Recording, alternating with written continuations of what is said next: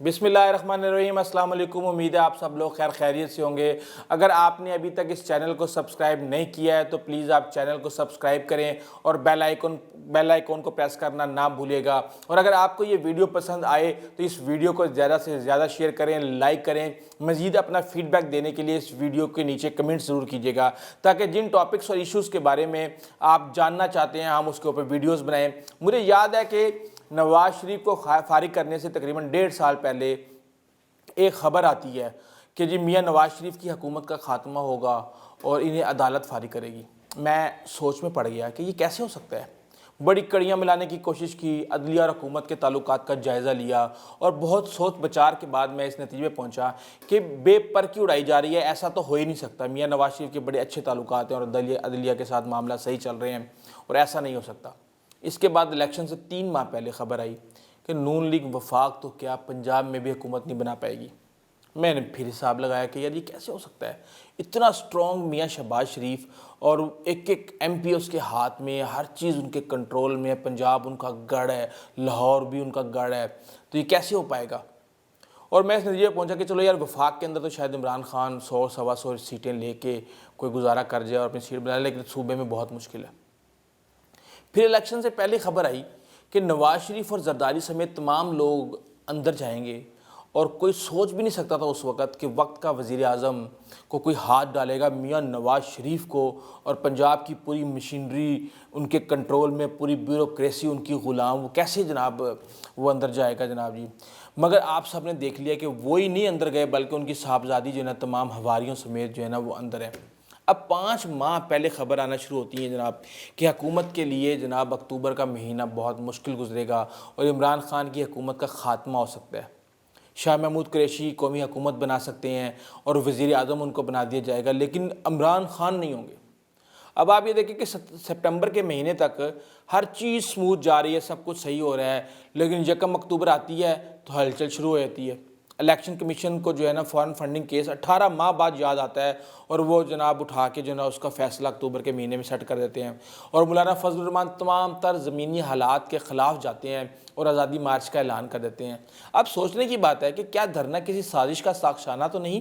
مولانا کو کون سی طاقتیں عمران خان کے خلاف استعمال کر رہی ہیں؟ اکتوبر عمران خان کے لیے بھاری ہونا تھا اور مولانا کو پہلے ہی خبر تھی۔ کیسے خبر ہو گئی یہ کہ بھی یہ مہینہ مارچ کے لیے انتہائی موضوع ہے اور ہم نے اکتوبر میں یہ کہانی ڈالنی ہے؟ اب سوچنے کی بات ہے کہ اکتوبر کے پہلے چند دنوں میں ہی 2 بڑی مصیبتیں عمران خان کی حکومت کا منہ کھول کر انتظار کر رہی ہیں۔ 5 ماہ پہلے کیوں کہا گیا کہ عمران خان کی حکومت کو اکتوبر میں خطرہ ہے؟ الیکشن کمیشن نے بھی معاملہ اٹھا کے جو ہے نا فارن فنڈنگ والا ڈال دیا۔ کیا معاملہ صرف ڈیل تک محدود ہے یا عمران خان کو جو ہے نا کوئی اور پریشر ڈالا جا رہا ہے اور جو ہے نا یہ ساری چیزیں کی جا رہی ہیں کہ بھی کسی بھی طریقے سے عمران خان سے کوئی بات منوائی جائے اور منوانے کی کوشش کی جا رہی ہیں دوسری چیزیں۔ اب بات یہ ہے کہ کیا کشمیر پہ صرف بات کشمیر ایشو کو نقصان پہنچانے کی کوشش کی جا رہی ہے یا کرپٹ ٹولے سے ڈیل کے معاملے پہ کوئی سٹرک ہوا ہوا کا معاملات اس وجہ سے حالات ہیں، یا افغانستان کے معاملے پہ کچھ منوایا جائے گا اور ان پیادوں کو استعمال کیا جائے گا؟ کیا ڈیل کے علاوہ کچھ ایسا ہے جو عمران خان ماننے کے لیے تیار نہیں ہو رہے اور ان پر پریشر ڈالا جا رہا ہے؟ دھرنے کے اعلان کے فوراً بعد عمران خان نے بھی کہہ دیا کہ جو مرضی کر لو، کسی قسم کی بلیک میلنگ کی کوشش برداشت نہیں کی جائے گی۔ نہ صرف یہ کوشش برداشت کی جائے گی بلکہ جو احتساب کی راہ میں رکاوٹ ڈالنے کی سازش کرے گا وہ مایوس ہوگا۔ اب آپ یہ دیکھیں کہ کتنا بڑا مذاق ہے کہ پیپلز پارٹی مہنگائی کے لیے احتجاج کرے گی، جبکہ گزشتہ 30 سال سے جو ہے نا یہ اس ملک کے اوپر اور خاص طور پہ سندھ کے اوپر جو ہے نا سیاہ اور سفید کے مالک بنے بیٹھے ہیں۔ وہاں پر ایڈز ایسے پھیل رہی ہے جیسے نزلہ اور کھانسی جو ہے نا پھیلتی ہے۔ کرپشن کی لازوال کہانیاں ہر لیڈر کے گرد منڈرا رہی ہیں ان کے۔ وہاں بھٹو تو زندہ ہے مگر معصوم بچے ویکسین اور خوراک کی کمی کی وجہ سے مر رہے ہیں۔ آپ کو یاد ہوگا کہ عزیر بلوچ نے تھوڑی سی تعریفیں کی تھی جناب لیڈرشپ کی پیپلز پارٹی کی، اور اس کے اوپر JIT کی ایک رپورٹ آئی تھی اور عزیر بلوچ نے اعتراف کیا کہ جی اس کو ایران کی خفیہ ایجنسی تو استعمال کر ہی رہی تھی وہاں پہ، اور بلوچستان کے حالات خراب کرنے کے لیے وہ جو ہے نا پڑوسی ملک کے جو معاملات دیکھ رہا تھا وہاں پہ۔ ایران کا پاسپورٹ لے کر دبئی گیا جہاں PP قیادت نے مجھ سے رابطہ کیا، یعنی کہ PP کی قیادت کو پتا تھا کہ یہ بندہ دبئی کے لیے استعمال ہو رہا ہے۔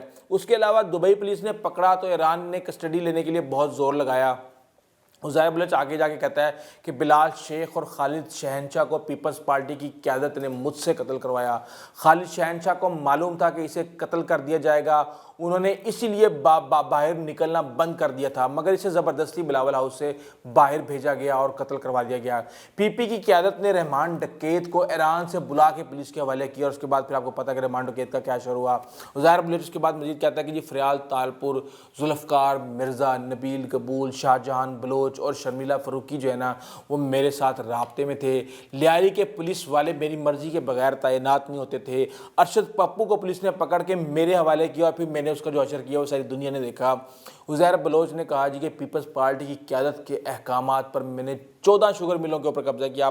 آپ اندازہ لگا لیں, آپ شوگر مافیا کو روتے ہیں یہ لوگ کس طریقے سے شوگر ملوں کا پہ قبضہ کرتے ہیں. سابق صدر آصف علی زرداری کے کہنے پر میرے سر کی جو ہیڈ منی تھی وہ ختم کی گئی. جو بلاول ہاؤس کے ارد گرد جتنے بھی بنگلے تھے ان کو بلیک میل میں نے کیا, ان کو قتل کی دھمکیاں میں نے کی, اور اس کے بعد ان کو خالی کروایا گیا, اور پھر وہ پی پی کی قیادت نے ڈفرینٹ لوگوں کے ذریعے اس کو خریدا اور انتہائی سستا بھی خریدا. آپ یہ دیکھیں کہ اس بندے کے جو اتنا بڑا مجرم تھا, اس کے ایک سفارش کے اوپر ٹکٹیں دی گئیں پیپلز پارٹی کی کہ اب آپ یہ دیکھیں کہ جو بھی اس مجرم کے ساتھ جو تعلقات ہوں گے وہ شریف آدمی تو ہوگا نہیں, اور کس قسم کے لوگوں کو ٹکٹیں دی گئی ہوں گی. یہ ہے چہرہ ان لوگوں کا جو کہ آج احتجاج کر رہے ہیں مہنگائی کے خلاف. ان کے پاس کوئی مقصد ہی نہیں ہے, ان کے پاس ریزن ہی نہیں ہے. پہلے یہ دھرنا ڈیسائیڈ کرتے ہیں کہ ہم نے دھرنا دینا ہے, اس کے بعد پھر یہ ڈیسائیڈ کرتے ہیں کہ اس کا ایشو کیا ہونا چاہیے, کس ایشو پہ ہم نے دھرنا دینا ہے. آپ دوسری طرف دیکھ لیں میاں نواز شریف کو بڑے بڑے مروڑ اٹھ رہے ہیں اور بڑی تکلیف ہے ان کو. عوام کا دکھ درد ان کے جو ہے نا دل کو چیر رہا ہے جس طریقے سے, اور غریبوں کا دکھ ان کو کھائے جا رہا ہے. لیکن آپ یہ دیکھیں کہ لوگ جو ہے نا غربت کی وجہ سے بچے فروخت کر رہے تھے ان کے دور میں, اور ملک دیوالیہ ہو گیا تھا. بتائیں یہ اتنا قرضہ کس نے لیا؟ یہ 30 سال سے اس ملک پہ اور سب سے بڑے صوبے پہ پنجاب پہ کون حکومت کر رہا تھا؟ آپ ہی کر رہے تھے نا میاں صاحب. لیکن مسئلہ یہ ہے کہ آپ کا یہ کنسرن ہی نہیں ہے, آپ کو پریشان ہونے کی ضرورت ہی نہیں ہے, اور کیونکہ آپ کے اپنے بچے اربوں ڈالر کے پاؤنڈز اور کاروبار جو ہے نا وہاں پہ کر رہے ہیں. ان کا مہنگائی کے ساتھ کیا لینا دینا, نہ آپ کا مہنگائی کے ساتھ لینا دینا. آپ نے کون سا, آپ کو کوئی معاشی فکر ہے یا آپ کو معاشی ٹینشن ہے؟ آپ نے تو اربوں خربوں آپ کے اشاروں پہ آپ کے پیادے یہاں سے وہاں نکال کے پھینک دیں گے. میری مولانا فضل الرحمان سے درخواست ہے کہ پلیز آپ بیرونی طاقتوں کے ہاتھوں میں کھیلنا بند کریں. بھارت کو تو ہم نے انٹرنیشنل جو ہے نا فرنٹ کے اوپر اس کو ہم نے نہیں کسی ان کی دال گلنے دی, اور بہت اچھے طریقے سے ہم نے مقابلہ کیا. لیکن یہ گھر سے جو سازشیں نکلی ہیں یہ کشمیریوں کے کاز کو بہت نقصان پہنچائیں گی.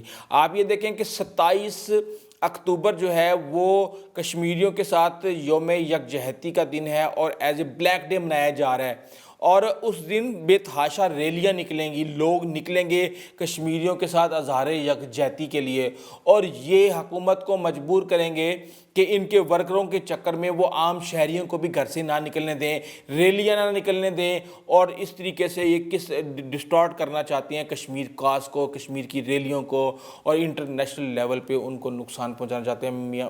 مولانا صاحب ساری عمر آپ رہے ہیں, کشمیر کمیٹی کے سربراہ رہے ہیں, اور آپ نے کشمیر کے نام پہ بڑے مالی فوائد بھی حاصل کیے ہیں. اس طریقے سے کشمیریوں کے ساتھ غداری مت کریں. اس وقت کشمیریوں کے ساتھ ہوں, کم سے کم کشمیر کاز کے اوپر تو آپ پاکستان کا ساتھ دیں, پاکستان کے لوگوں کا ساتھ دیں, پاکستان کے حکمرانوں کا ساتھ دیں. آپ ان کشمیریوں کے ساتھ غداری نہیں کر سکتے, اور نہ ہی ہم آپ کو کرنے دیں گے.